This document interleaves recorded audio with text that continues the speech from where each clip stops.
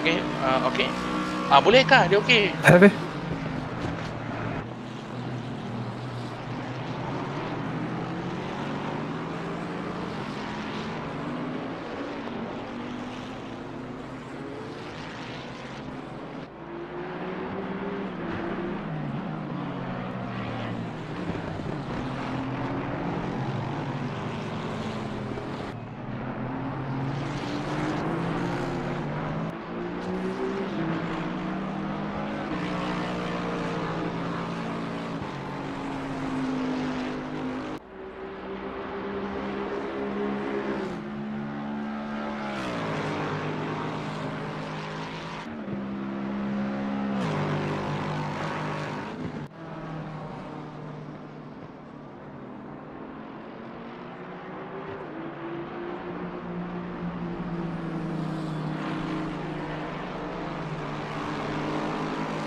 Tak ada. Ya, boy. Excited. Kat global audio ni. Okey, ya. Default, biarkan default je lah. Before. Kat global audio ni. Kalau tekan okey apa je? Biarkan default je lah. Okey, Kak, macam ni you masuk window tu tadi? Masuk window tu balik. Sorry, macam ni you masuk tadi? Setting kan? Setting, lepas tu pergi output, mana? Dekat audio, desktop audio tu pun set default juga. Mana tahu. Ataupun you pilih desktop audio 1, you pilih speaker. Mana tahu. Ya, lepas tu apply. Tu dia. Testing. Ya, lepas tu apply. Okay, korang cakap non-stop, I go listen to the stream. Testing. Alrighty, so we're going to try this again. We are at the Hsm Gt European Tour 2026 at the lovely track of Circuit de Catalunya in Barcelona. Right now, our race leader is Afik Farid, followed by the Nissan there in second place, the Catalunya, and hopefully we have our stream again. My name is Max Palmer, and with me in the studio is Chan Wei Han.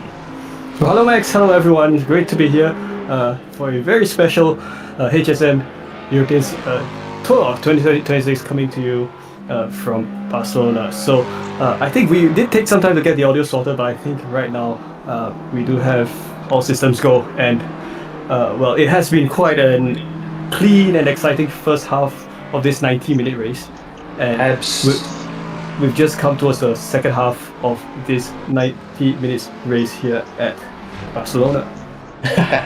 Yep, there we go. Right now in the lead is Afik Farid for FART, powered by Speed Tavern. He is a long-time ACC veteran, just getting back into sim racing after a long period away, and it looks like he hasn't lost any of his speed there. He has done 23 laps so far, and he's ahead of Khairudin in second place in the Nissan. Descalzo is third place in the Ferrari. Ryan Lim is in fourth position in the Aston Martin, and Claudius Widagdo in fifth position. Shazwan Shafiq in sixth place there. So we're seeing a lot of changes right now. We see a couple of drivers going into and out of the pits at the moment. By the way, we're at the beautiful track of Barcelona here, located in the suburb of Montmeló in Spain, and it looks like it's going to be a beautiful day for the rest of the race. Yeah, sure. So Spain, of course, being one of the countries that receive the most sunlight in all of Europe, it does mean that the drivers are not experiencing the harsh winter that Northern Europe is experiencing at this time. So we'll look at some jostling between the drivers up at the top end of the grid. So this is a battle for third between Lim and Descalzo. So great racing here. The number 22 Aston Martin, driven by, I believe, Ryan Lim, taking the car down into third one. Of course, one of the longest straights in all of racing here at Catalonia. Absolutely, and a brilliant place to get the job done there. We are running the older layout with the chicanes and the sharp hairpin in the third sector as well, so that's important to know. They haven't quite updated the track just yet for ACC. I hear it's coming soon. But Ryan Lin there doing a beautiful job to actually get himself up into third position. But Alberto there for Swift Sim Racing SSR is in fourth position in that Ferrari. He's looking strong all race there, and it looks like he'll try and mount a counter-attack to get himself further up the leaderboard. But it looks like it's been all changed since the start of the race there. But so far, Afif Farid's managed to lead as far as we can tell on stream, virtually the entire race. Yeah, quite a commanding lead, in fact, with 10 seconds, I believe, ahead of second place driver. So that's excellent performance by Afif Farid. We're now having a look at Brendan Chong, who's one of the other drivers in the community as well. He's currently 14th, somewhere right smack in the middle of the grid, sitting behind his good friend there, Nicholas Tan, in 13th, in that fascinating Bentley machine. Well, unfortunately, we don't have Bentley GT3 cars anymore in the real world grid, but ACC has managed to preserve this car in the sim for everyone to enjoy. So over the most annoying corner at Catalonia, I think all the drivers would agree, the RACC chicane before going full throttle down the final right-hander. I hope the new layout comes to ACC sooner than later because, it's just easier to drive. Absolutely. The Kakoi Bitsu, an NBR racing driver of Brendan Chong. Brendan, Nicholas and Ryan usually race as a team, but this time around they've elected to be solo drivers. Each of the drivers obviously having their own preferences for cars and things like that. So Brendan Chong, we would normally see him in a Japanese-inspired Itasha livery, but hasn't quite loaded in for race 1. You'll see it in race 2, I'm sure. But beautiful job nonetheless. He's actually had a little bit of a nice business in doing liveries over the years, but it looks like he's actually catching Nicholas quite a bit. But here's one thing I've noticed with Nicholas Tan. I've actually worked with him a little bit as race engineer over the course of a couple of weeks, and I've noticed that he's gotten a lot better at defending. So catching Nicholas is going to be one thing, but trying to overtake is going to be another thing entirely. But having said that, Brendan Chong is in the car to do it in the brand new Ferrari 296. Lovely car to drive. Apparently one of the easier MR cars to drive. Yep, speaking of the Ferrari MR car, this is another Ferrari, the 296, driven by Lu Chuhan. Currently set at 6th position, so good position indeed. He's going to put a bit of pressure to try to look for an opportunity to go for an overtaking move for 5th position, currently occupied by the number 14 machine, number 15 machine of that's Lucia. Lucia, yeah, that's right. Yeah. So both drivers pretty fast indeed. We'll see how they do here at Catalonia. A bit out wide there along the curbs, but all is good at this moment. Absolutely. It looks like Chuhan is really getting aggressive right now. He really wants to close up that gap. 43 minutes to go in the race. Track position is going to be really important. As we see, Ryan Lim has gone into the pits right now. So this will be effectively a battle for 4th position if they can get their final sectors in order and really get the speed onto the main straight there. It's going to be difficult to get past Ryan Lim. He will have the fresher car when he comes out of the pit lane there, but he won't have the momentum. So that's what these two drivers are going to have to work on. But also Lucia, not another really difficult driver to overtake going around this track here. And we'll see, it looks like he might be close enough to actually get a slipstream off of Louis, coming down towards turn 1 here, building up the speed. Is he going to get close enough? He looks like he's going to get close enough, but he isn't going to go for it. He's going to hang on a little while longer. So turn 1 is an amazing overtaking opportunity around this track here. Of course, the exit of turn 3 into turn 4, which we're going to come up to, and next is another famous overtaking opportunity. If you remember many years ago, the accident between Lewis Hamilton and Nico Rosberg that happened down this straight. A little bit of a miscommunication between two drivers there. Ooh, it looks like Lewis has gone a little bit wide there, and that has meant that Lewis managed to catch right up to the back of the car here. Very, very tricky to try and do any overtaking opportunities through this section here, but there is a hairpin coming into the 3rd sector where there could be moves made. This is absolutely gripping stuff coming through the S's here, building up the momentum, building up the speed. Chuhan getting closer and closer. You can just about read the serial number on that bumper there. This looks like it's going to be on for an overtaking maneuver. He's going to look on the inside, he's going to look on the outside. Lucia covers the inside beautifully. Lou has to go the long way, and he goes very wide, very far off the track there to try and make that overtaking maneuver. Didn't quite make it work, but this battle is going to go on for quite some time. There's some spicy battling there indeed. Both drivers taking it safe, in fact, so they now come towards the slower third sector of the circuit where overtaking does get quite a little bit tricky. But then again, the gap between both drivers are now kind of 1.5 car lengths with each other. So now we're back on the main stretch. We'll see if Lou gets an opportunity for a slipstream. So Sia there defending his position very aggressively. Lou has to follow him as he goes onto the inside. Now Lou goes to the outside of this long stretch, and we'll see if he's able to perhaps outbrake. But it would seem that Louis Sia manages to outbrake Lu Chuan and hold on to his 4th position. So of course this is the first of the drivers outside the podium, so it is quite a contentious position as well. And these drivers are definitely fighting out hard right here at this point. Yes, absolutely, and you have to remember this is a 4-race series. We're going to be here next week as well at Silverstone, and the week after at Spa and Monza as well. So these guys are not just fighting for a podium position, they're also fighting for points, and that could be crucial, especially as these two drivers look like they could be in contention for the championship as well. So Chu Han getting closer and closer again. Will we see him try a different overtaking strategy? It looks like the car ahead there, Lucia, the Mercedes, just a little bit more planted through the top half of the track there, coming down towards this back straight, not quite able to close the gap in. It looks like Lewis is very, very comfortable in that braking zone. He knows he's not going to be caught as he comes into that section there. But this final sector is going to be absolutely critical, trying to get the speed up. The lightweight and the low polar moment of inertia on that Ferrari is going to mean that he's going to go through these S's quite quickly in comparison to the front mid-engined rear-wheel drive car of the Mercedes. A little bit of a wiggle there, and it looks like Lewis decided to go into the pits. That is one battle called off. I think Lewis here might just be a very, very relieved man there. Very certainly relief for Lewis here there, as we now have a look at a 3-way battle towards the bottom end of the top 10 on this grid.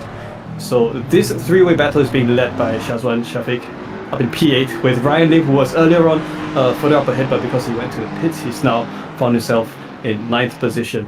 He is being pressured by Liao, who is in 10th, and this is a battle between the two slightly smaller cars, one front engine and one rear engine. So Liao goes along the inside. Hopefully he's able to have an opportunity to outbrake Ryan Lim into the first corner. So Jaden Liao takes the inside line and makes the position gain along the inside there, and seals that position gain into turn 3 with a very clean move right there. Brandon Chong potentially repeating a similar move as we just saw 30 seconds ago.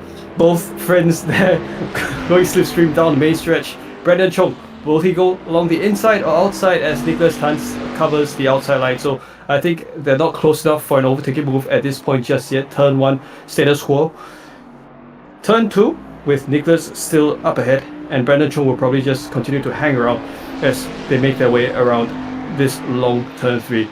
Chong goes for a slightly wider line along the outside, with Nicholas Tan taking a bit of a narrow exit there as they now make their way into turn 4, Repsol corner. After that, coming upon what would be quite a hard braking zone for a hairpin left-hander here. Second gear corner most likely. Still no opportunity for overtaking yet, but we will see Brandon Chong having something up his sleeves in the next few moments. Absolutely, he's got the braking capability in that Ferrari. That's where these cars are really good, under brakes. It's a more modern car, it's just the details are just a little bit sharper. The Bentley is a fantastic car to go motor racing in, but of course this it is an older car, so it's not quite as refined, and one of the places where you can see the refinement of a racing car is under braking and turning into the corner. Having said that, Tan Wei Lun managing to keep that car just nicely going through into that tricky little hairpin section. Kind of happy that section no longer exists. In a single seater, that corner is a pain. But coming into the chicane here, the RACC chicane, it's all about getting the drive out of this corner here. Now Nick's been really good at getting the drive out of the corner, but Brendan Chong is also quite good at getting the power down, especially in these GT cars. But it looks like Nicholas Tan has managed to get the drive and he's managed to save himself a little bit coming down towards there. As you can see, they're looking cute as a cucumber inside the car. But I have to say, just going back to that Jaden Lau moment there, one of the drivers for LOR Racing, fantastic bit of driving coming up towards the inside there. Both cars on the brakes, on the absolute limit there, but he managed to get that move to stick. Nice, good, clean racing so far from all of our drivers out there on the track. Meanwhile, just an update on the leaderboard, leader position there. It looks like Khairuddin is in first position and Farid is in second, but we will wait for the gaps to come up there. I think that's right. So we do have a change in leader positions, but I do believe that is due to pit stop. So that's going to be an interesting end to the race. Yuen is still in third place, Descalzo in fourth in Ferrari, Shazwan is in fifth position, also in the Ferrari, and we are looking at driver number 6 here, which is Jaden Liao. Sorry, we are looking at driver number 10. Jaden Liao of LOR Ascent. It looks like he's had the quickest lap of the race so far, so he's definitely pushing very hard to try and gain those extra positions. Again, this is a 4-race series, so not only are they going to be competing for the win in these races, but there's also going to be a points championship. So it could be the case where they're not quite as strong around a track like Barcelona. It's a very tight and technical track, especially towards the latter half, but if they go to somewhere like Silverstone or Spa, which is a much higher speed track, it could make the difference. Yeah, certainly, and I would definitely look forward to the next few races at those tracks. And I heard Monza is also up on the roster, so those are great places to go racing at. Well, Catalonia just happens to be one of those places where it is more difficult on the drivers due to the characteristics. You don't really see that the track is that technical just from the track map, but when you're in the car on the track, the braking zones, the tight hairpins and the tight chicanes really come at you when you least expect them. So we continue to observe this battle. We continue to observe some battles here. These are some drivers towards the other side of the grid. Driver in P25, Ryuji Hana in the BMW, giving way to what I would imagine to be the Porsche further up for position. So interesting looking paint scheme there, the blue BMW. Of course, the BMW being one of the GT3 cars that are more stable and forgiving to drive in the whole GT3 roster of cars. Of course, some additional action. Of course, a fan favorite, Valentino Rossi's BMW GT3 paint scheme. So the battle between, I would imagine, drivers in P21 and 22 as they take the first sector of the circuit.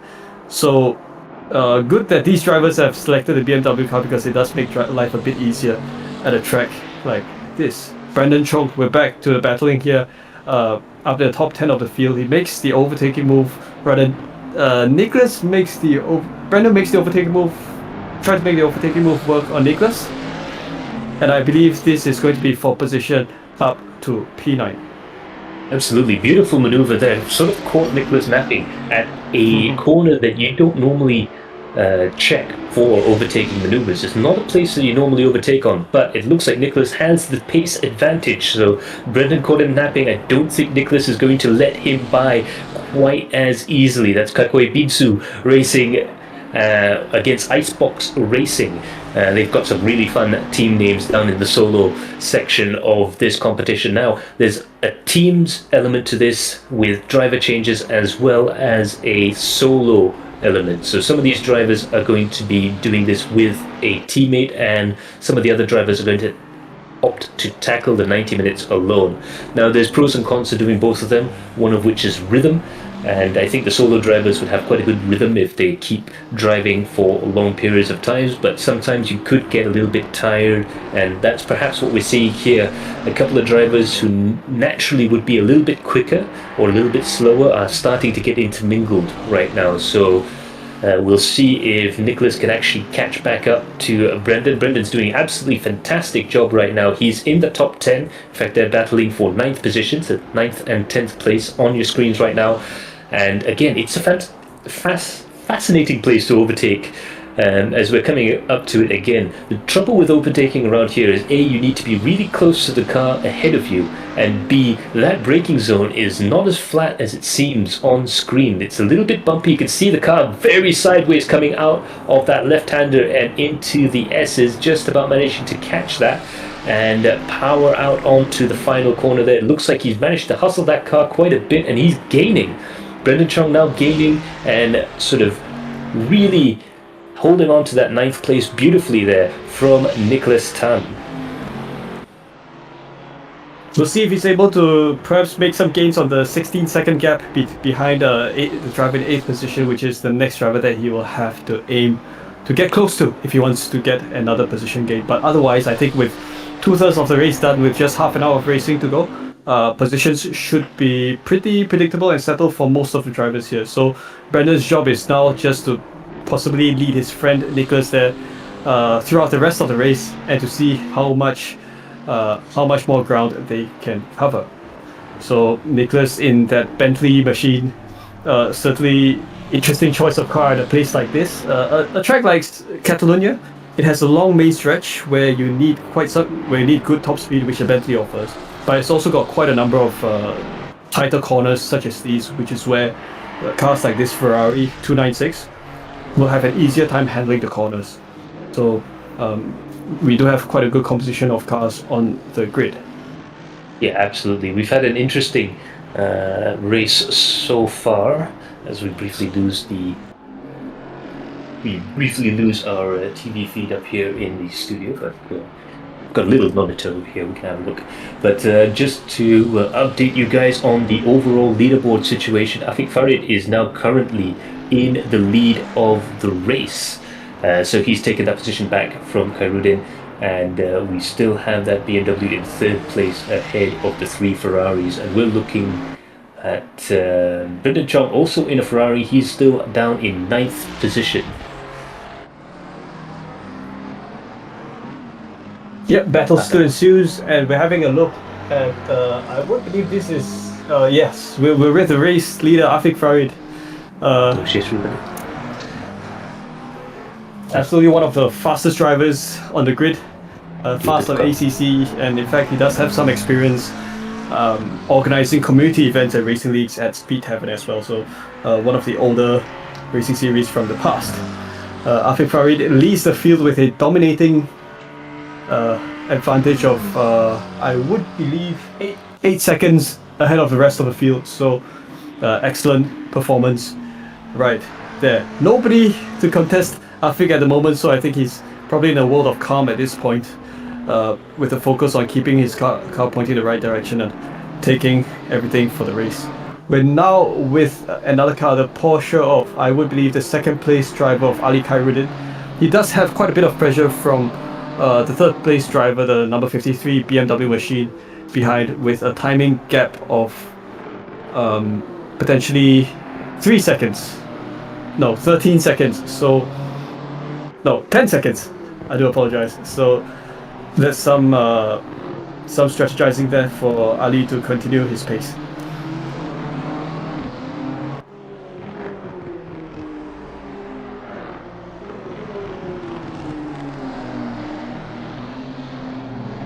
So yeah, as you can see there, it's just the race right now is just coming towards a nice little, smooth little rhythm as we're going through the track right now, and yep. So right now we're with Jaden Liao in 6th position there.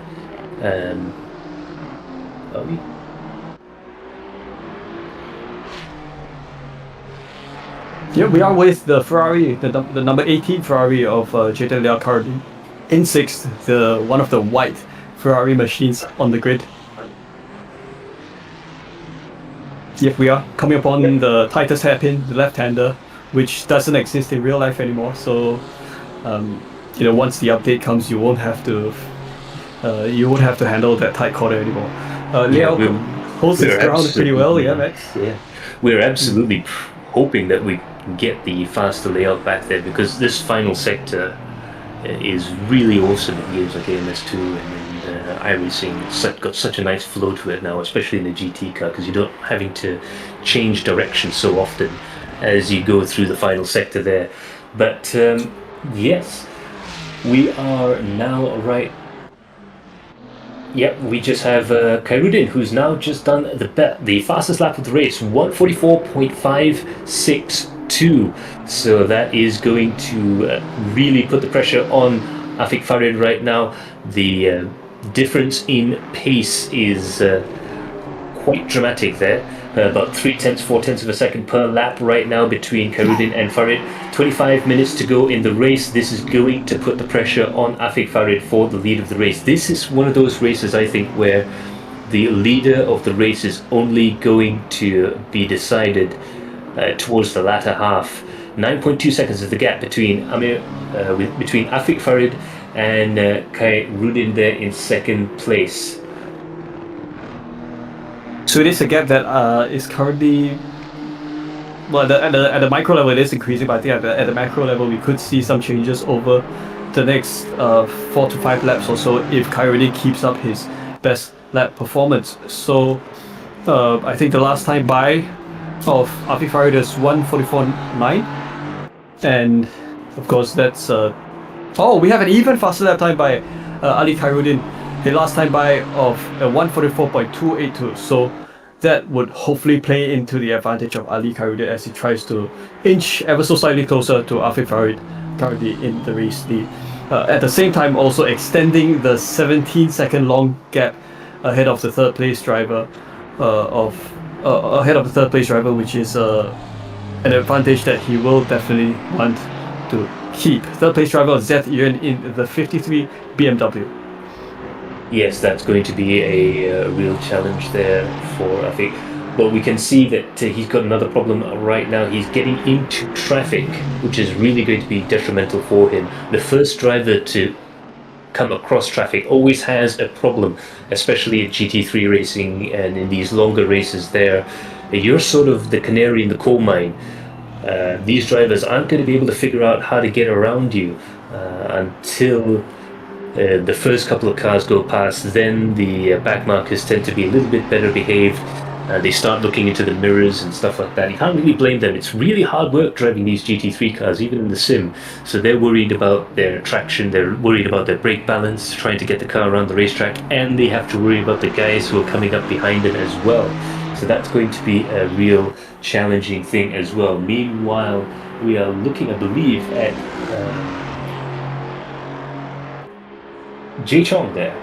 And Jae Chong is in 12th position right now. 0.3 of a second behind Chin, who's ahead of him in the Ferrari. It looks like this could be a very exciting battle. Had a little bit of a look, sold him a bit of a dummy coming to turn 1, but wasn't able to sell it well enough. Now going through turn 3, it's all about throttle discipline. Coming out of turn 3 here and into turn 4, will he be able to get a better run coming down the straight here? Not quite able to do it, not quite close enough.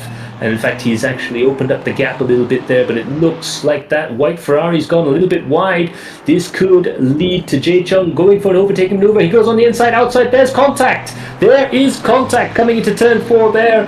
Jae Chung having to back off a little bit in order to gain a position or leave the position to that white Ferrari of Chin up ahead in 11th position. This is a battle for 11th place, but you wouldn't know it unless you are seeing it right in front of you. But this is the battle for 11th place and not first place. But that just goes to show how important the championship is for all of these drivers there. They want to get into the top 10. They want to get into a point scoring position. They want to try and get their positions up. And of course, with HSM races, as you guys know at home, really the battles are all up and down the field, and these guys will fight for 20th position just as hard as they will fight for second.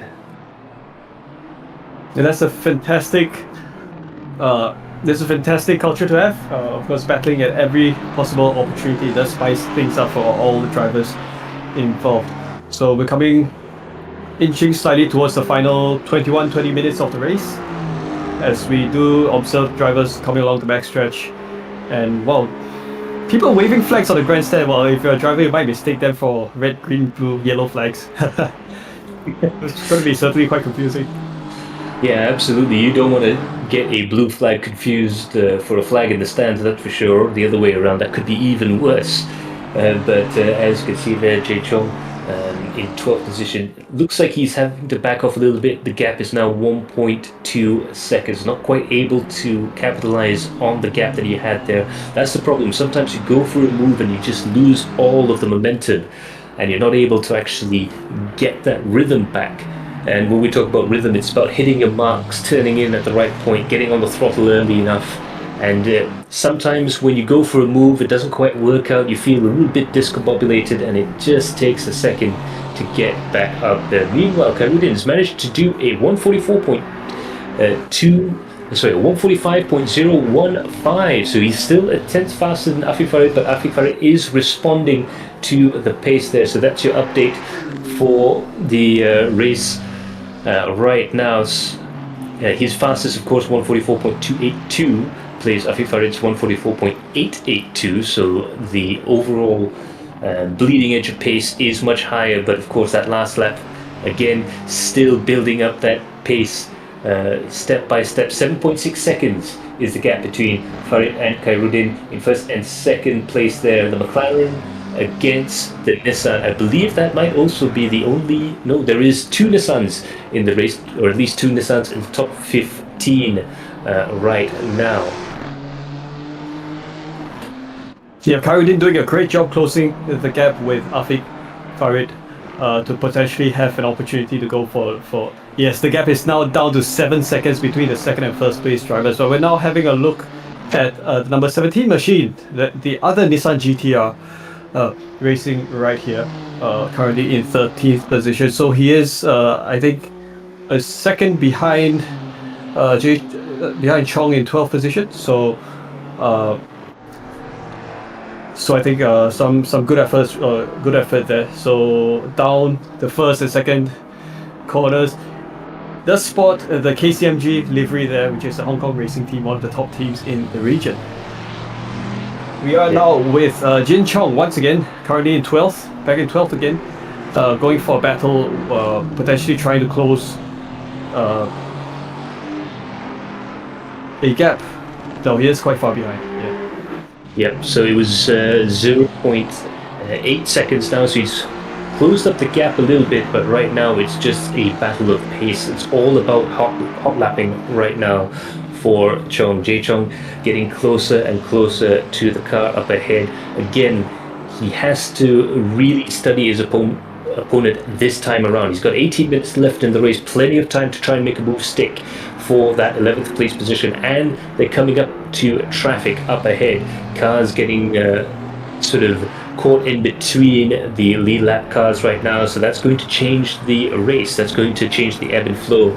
So we'll have a look at Chin in the white Ferrari there and Chong in the Aston Martin. They're getting close enough right now that it looks like they're going to start playing a few games there. Jinbin Chong trying to hang on to that slipstream as he comes down towards the braking zone. Will he be able to close it up? 0.4 of a second is the gap coming into turn 1. It's not going to be close enough, but will he be able to master turn 1, 2 and 3? It looks like he's closer to the apex that time. He's on the same apex this time around, gotten very close indeed, looking on the inside. Now it's all about the exit out of turn 3. Super important to get on the throttle progressively. If you get on the throttle too quickly, your rear end starts to spin out, the traction control cuts power, and you're not going to get the drive coming out of the corner here. Now through turn 4, a little bit of a wiggle from the Ferrari up ahead there, coming down towards the braking zone. Will he try anything? He's going to try and send it around the outside. Not quite able to do it. Can't quite hang on to that outside corner. It's all happening right now, folks. 0.2 of a second there between the Aston and the Ferrari, coming down towards the S's there. Ooh, the Ferrari's going... Oh!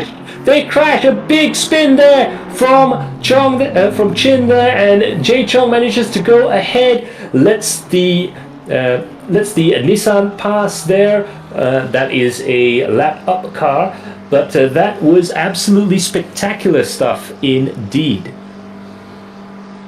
So we might have a quick look at the replay, if it's possible to be to show up. But I think we might have a little bit issue with the broadcast. So we do have a quick look at a replay Also, there was an unfortunate pit maneuver incident there that led to the Ferrari being spun around, and that's going to be an unfortunate end to the contention of the Ferrari there for position. So, because a racing incident that's usually the outcome of drivers trying to push the envelope in getting the most out of their car. So, certainly it is part of racing, and we'll definitely see the drivers fighting it out once again. Yeah, that is quite unfortunate indeed. It's really hard for us to have a look at the replay and sort of figure out what happened exactly, but I'm pretty sure the stewards, not only the organisers, but also the armchair stewards at home will have plenty to talk about after this race is finished. But in this case right now, Shazwan is also battling with a car up ahead with Descalzo. Coming down towards turn 1, they're not quite close enough. Will we see a repeat of that maneuver? Will Shazwan be more effective in overtaking Descalzo up ahead there? It looks like he's very close, coming out of the corner there. That blue and white Ferrari is going to try and make itself as wide as possible. Shazwan looks from the inside, not quite close enough to do it, but it's going to be all about the drive out of this hairpin. Repsol corner, really tricky to get the exit just right. Both drivers close the line on the exit there, and it looks like this battle is just about to get really warm. Coming through this flat out kink here, very, very tricky indeed. There's a car up ahead which might also complicate things for the drivers, and in fact that car is Yuan in the BMW, who they are battling for position as well. So this 2-car battle might just turn into a 3-car battle really, really soon. I think it is likely going to happen because they're now coming upon the slower section of the circuit, made up of braking zones, hard braking zones. So, but of course the spicy part right now is still between both Ferraris. So, of course, with both the same machines, we'll see how each driver decides to take the part of circuit maybe ever so slightly differently. Of course, with Shazwan Shafiq having the advantage that, someone's cut the track there, unfortunately, at the exit of the RACC chicane, and I think he'll have to let go of a position, which has just happened. Yeah, it might have been just a lap down driver there, one of the back markers, going to some extremes to make sure they get out of the way of this battle, but who could blame them? This battle has really been hotting up right now. 0.5 of a second is the gap right at this moment there. It's closing up to 0.4 of a second. Shazwan's using all of the track as that he possibly can right now, trying to open up that exit, trying to carry as much speed as possible. Will he try and do something into this hairpin? Not quite again.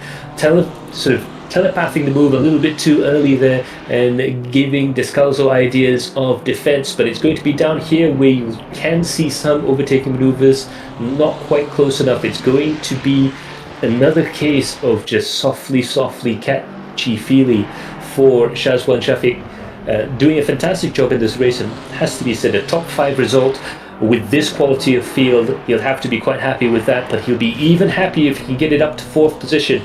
Now this is another overtaking opportunity. This hairpin down the back straight here. He's looking to one side, he's looking to the other, really close right now, but unable to just close up that gap. He needs to be less than a car's length behind that other Ferrari in order to try and get into an outbraking battle, and it looks like it's not quite close enough for them to try and get that working.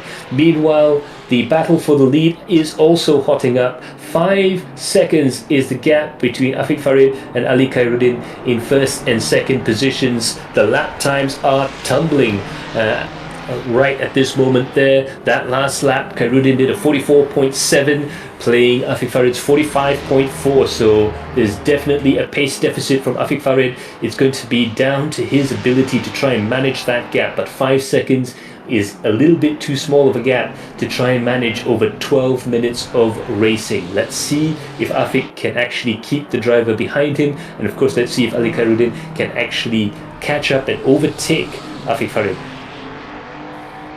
Yeah, we're coming towards the more contentious final 12 minutes of the race, so I think if Ali Khairuddin wants to have a shot, he'll have to perhaps up the ante just a little bit more. 5 seconds in 10 minutes is quite a stretch, but I wouldn't count out the possibility of them perhaps with coming within reach of each other.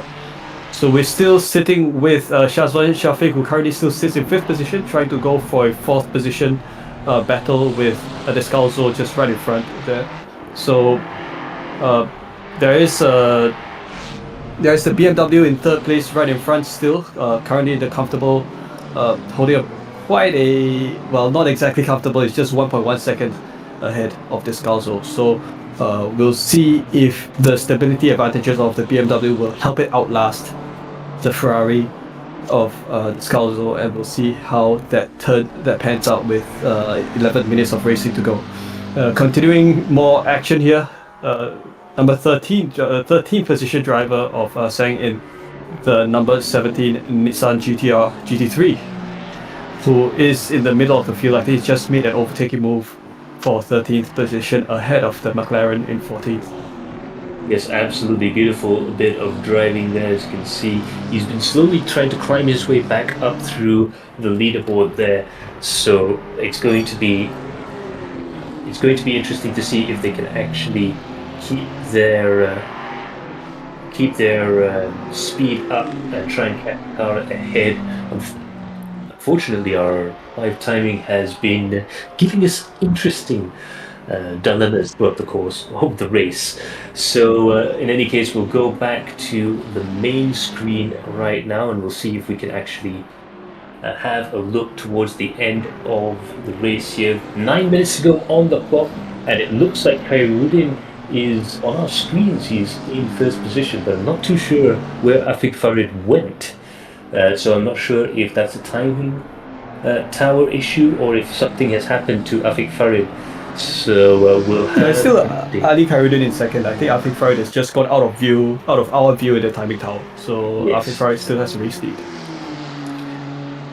There we have it. We'll try and get that working again. But meanwhile, Sang doing a fantastic job in the Nissan GTR. I have to say that a lot of drivers have sort of gone away from the GTR, but there's a few loyalists still standing by, and they're still proving that this car can do wonders for the drivers up and down the leaderboard. Meanwhile, a little bit of a spicy situation there for Nicholas Tan, having to avoid one of the sliding cars there, trying to get out of the way there. Afiq Farid is in 1st position right now, so we can confirm Afiq Farid is in 1st place. I'll have to get my spectacles checked then next time. And he has actually just overtaken Brendan for a lap, and that puts well, now we're currently lapping the top 10 right now, which goes to show how fast Afiq Farid and Ali Khairuddin have been racing throughout the course of the race there. To be able to lap the top 10 position drivers is absolutely amazing pace right now. 45 laps have gone, 8 minutes and 20 seconds remain in the race. Your top 10 right now is Afiq Farid, followed by Khairuddin in 2nd, Yuan in the BMW in 3rd, Shazwan in 4th position with Liao in 5th, Lim in 6th, Descalzo in 7th, Low in 8th, Brendan Chong in 9th, and Tan Wei Lun in 10th place in the Bentley. You have to say that Bentley is doing quite good for itself, isn't it? Yeah, well, it is the fact that Catalonia has the longest front stretch. As you do see an overtaking move, I don't know if this is for position. I think it's not for position, so that's Afiq Farid clearing a back marker. But yes, when you have the Bentley, it does play to your advantage on the main straight to perhaps just get the top speed in. But I think cornering is where Nicholas does make use of his good driving skills picked up from Gymkhana to steer that heavy British engineered machine around the tighter corners of Catalonia. Yeah, we'll see Afiq Farid taking a wide entry into turns 1 and 2, and he continues to lead Ali Khairuddin, who's managed to close the gap down to 4.5 seconds with 7 minutes of racing to go. Yeah, absolutely. This is starting to come down to the brass tacks right now. 4.5 seconds.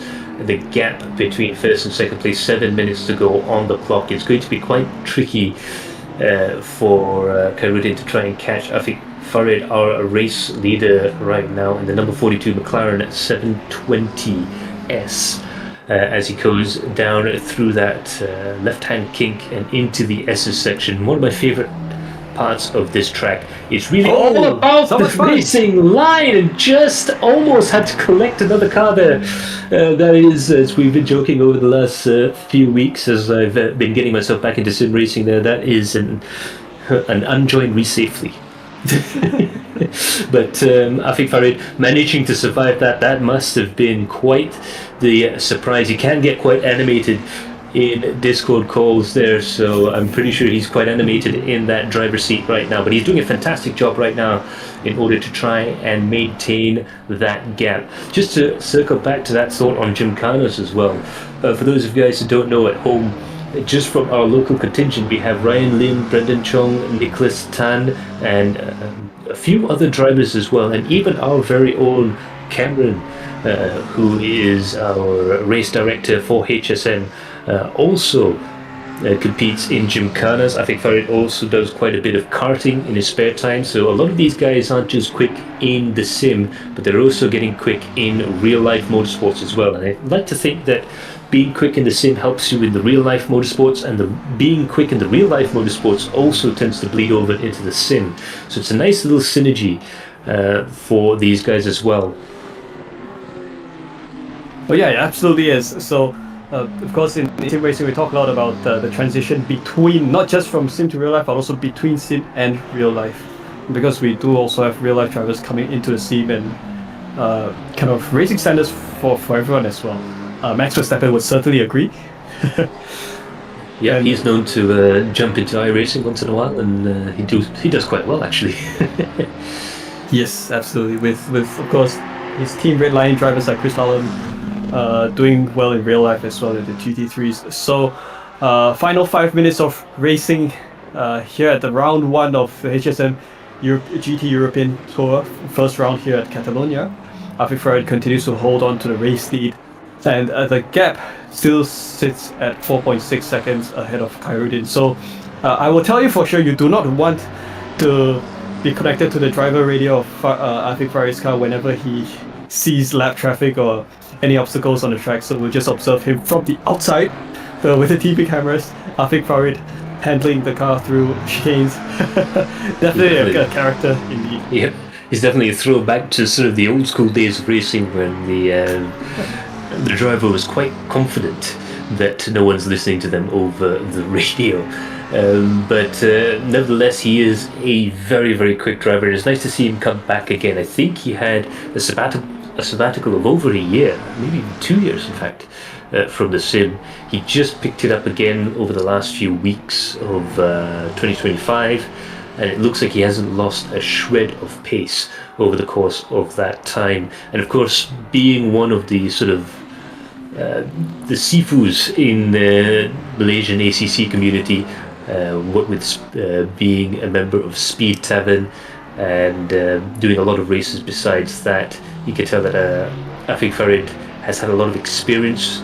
He knows a lot about the setup of the cars. He knows a lot about the tips and tricks that you need in ACC. ACC setup is a subject in and of itself. It's very complicated. There's things that are a little bit counterintuitive, but if you can get them to work with your driving style, you can do some really crazy setups and make them work. And Afik is very, very good at doing that. And it's just one of those wonderful things about ACC. There's so much detail in the game. There's so many little nuances and little tricks that you have to learn over the period of many years in order to be quick in a set of course competition. It's sort of a little bit like iRacing in that respect, in that you have to be a very details-oriented man, and you also have to have that nice driving style that suits not only the platform but the car you're driving as well. Yeah, I would say there are some notable differences between iRacing and ACC as well. Of course, on iRacing, they're very particular about braking, so you can't lean too much on the ABS as you might be able to on ACC. But otherwise, I think ACC is definitely a fascinating way to enjoy the existing GT3 grid as it is in real life. So I hope Kunos continues to put effort into the sim. It has definitely brought many people into the sim racing world, and it is a platform that produces great racing as well. With everything being properly integrated, I think ACC doing GT3s is the perfect starting point for many drivers. Afik Farid continues to sit, albeit 4.4 seconds ahead of Ali Khairuddin in second, so the gap still maintains status quo, and I think the horizon should be looking good for Afik Farid at this point, with 1.5 minutes of racing towards the checkered flag. Does he dare to breathe? 4.4 seconds looks like it's going to be an easy enough gap, but as we saw with a couple of incidents throughout the course of the race, anything can happen in motorsports, and it usually does. So he's going to be, I think, still holding his breath all the way to the finish line, but that's going to be a fairy tale comeback there if he can do it. Afik Farid, all he has to do is just keep the car on the tarmac. 56 seconds left on the clock. There will probably be one more lap left in the race there. The gap between himself and second place is a bit too short for him to try and minimize his laps. So I think he's going to take that one more lap and just try and manage the gap, manage the pace, and manage the traffic. That's going to be his biggest problem right now throughout the course of this final lap. Afik Farid for the FART team. As you can see on screen there's a reason why I'm not saying the full name, but powered by Speed Tavern, as are a few drivers out there. Ali Khairuddin doing a fantastic job, it must be said, to be in second place. So is Yuan in third position in the BMW. Absolutely deserving podium drivers. Hsm Gt has in fact managed to claim that fourth position from Jason Liao in fifth. Ryan Lim, a good fight back there to get himself back up to sixth place. Descalzo in seventh position. And as we can see there, a few of the drivers that we've seen throughout the course of the race have been doing quite all right for themselves.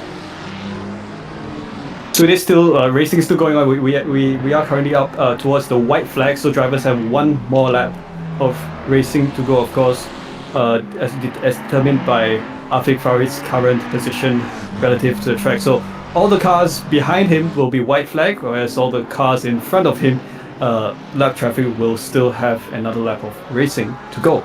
Afik Farid, the gap has reduced to 3.4 seconds between Afik Farid and Ali Khairuddin. So on a straight, you're able to see Khairuddin behind. So we're coming towards the Worth chicane for the final time. Afik Farid is coming under pressure with lap traffic, but manages to clear that just nice there. Coming towards the RACC chicane for the final time, Afik Farid will lead a couple of lap cars that lead Khairuddin towards the final corner. Max, take it away. Yes, that is it. Afik Farid, after a long hiatus, manages to take home the victory there in the number 42 McLaren 720S for the FART team, doing a fantastic job. Solo driver wins round one. Ali Khairuddin comes home in second place. Brilliant job from him as well, and Yuan will take it home in third position, although Shazwan did run in quite close to the line. Afik Farid, congratulations, fantastic stuff indeed. He's seen it all at the front of the field there. He's seen the traffic, he's managed the gap there. Ali Khairuddin, very, very fast indeed. He looked like he had the pace to win, but unfortunately just couldn't catch that gap up. So that's your top three. Afik Farid from Ali Khairuddin and Yuan in the BMW in third place. Fantastic driving by all of the drivers, and Shazwa Shafiq up in fourth. Great performance there with Liao in fifth, and Ryan Lim, fantastic drive up to sixth.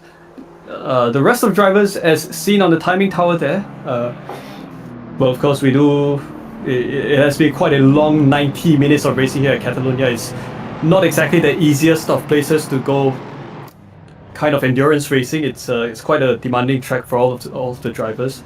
So fantastic driving by every single driver involved to, most importantly, complete the race safely and completing the first of 4 rounds of the Hsm Gt European Tour. Yeah, it has been a beautiful race all the way through. We were watching it right from the start there, and it was a brilliant drive from all the drivers there. Afik Farid did a fantastic job. He did what he had to do. He went out of the starting blocks quickly and tried to get that gap as big as possible in the early portion of the race, and just the tenacity to keep going again and again and again. So congratulations to him, and congratulations to all the point scorer here at the HSM GT European Tour Round 1. We will be heading to a new track for next week. So until then, we will see you all next week, next Wednesday, same time, same place at Silverstone. So until then, I've been Max Palmer. This has been Chan Wei Hun, and from all of us at HSM, we'll see you all in the next stream.